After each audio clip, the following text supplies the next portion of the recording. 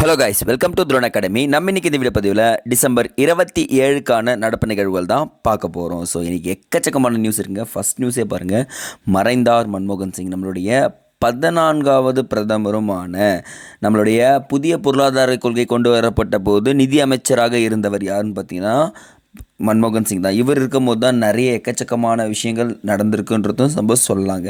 So okay, anyway நம்ம என்ன பண்ணலாம், ஒரு ஆழ்ந்த இரங்கலை தெரிவிச்சுட்டு செகண்ட் நியூஸ் போயிடலாங்க.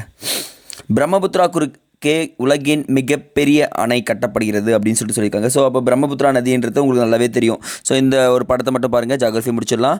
திபெத் பகுதியில் என்ன பண்ணுறது பார்த்தீங்கன்னா வருது, இந்த நதி சாங்போ அப்படின்ற நதின்னு சொல்லிட்டு திபெத் பகுதியில் அழைக்கப்படுகிறது. இந்தியாவுக்குள்ள அருணாச்சல பிரதேசத்தில் இந்த திகாங் அப்படின்ற பகுதியில் வருது. வரும்போது என்ன பேர் எடுத்துடுறாங்க பார்த்தீங்கன்னா பிரம்மபுத்திரா அப்படின்னு சொல்லிட்டு பேர் எடுத்துறாங்க. வங்கதேசத்தில் நுழையும் போது என்ன பண்ணுறாங்கன்னா ஜமுனா அப்படின்னு சொல்லிட்டு பேர் எடுத்துகிறாங்கப்பா. அவ்வளோதான்ப்பா.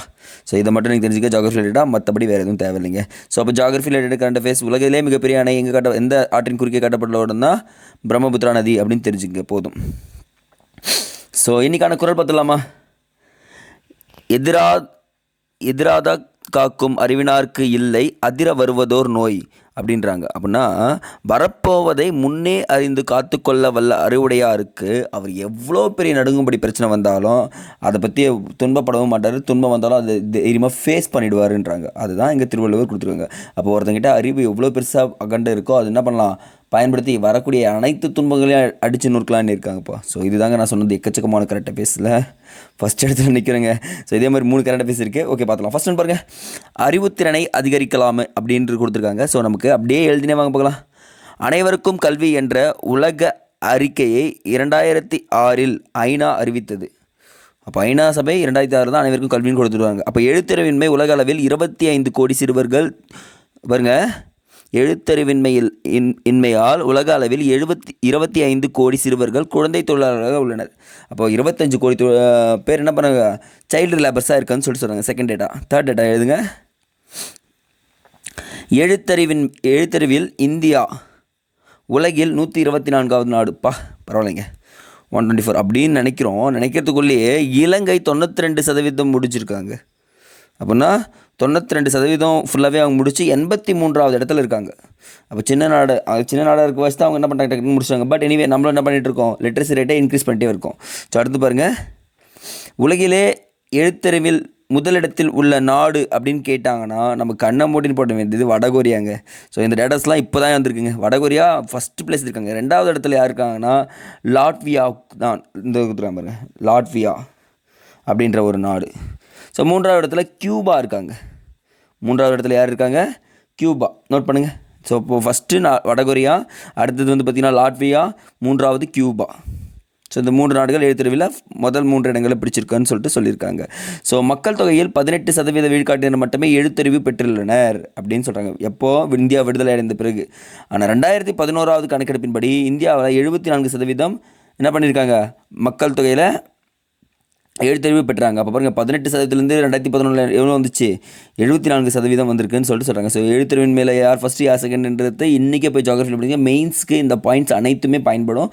So group 2 mains descriptive and prelims எழுதுறவங்க இதை எழுதி வச்சுக்கோங்க. நெக்ஸ்ட் ஒன், வளர்ந்து வரும் தொழில்நுட்ப திறன்களுடன் இளைஞர்களை தயார்படுத்த வேண்டும் அப்படின்னு சொல்லியிருக்காரு. பட் நமக்கு தெரிஞ்சுக்க வேண்டிய ஒரே ஒரு டேட்டா, தேசிய இளைஞர் நாள் சுவாமி விவேகானந்தரின் பிறந்த நாளில் ஜனவரி 12 வளர்ந்த இந்தியா இளம் தலைவர்கள் கலந்துரையாடல் மாநாடு நடைபெறுகிறது. அப்போ இளைஞர்கள் தினம் பார்த்தீங்கன்னாலே ஆண்டுதோறும் ஜனவரி 12ஆம் தேதி கொண்டாடப்படுகிறது அப்படின்றத மட்டும் நோட் பண்ணுங்கள். நெக்ஸ்ட் ஒன், இதை வந்துட்டு பாருங்கள்.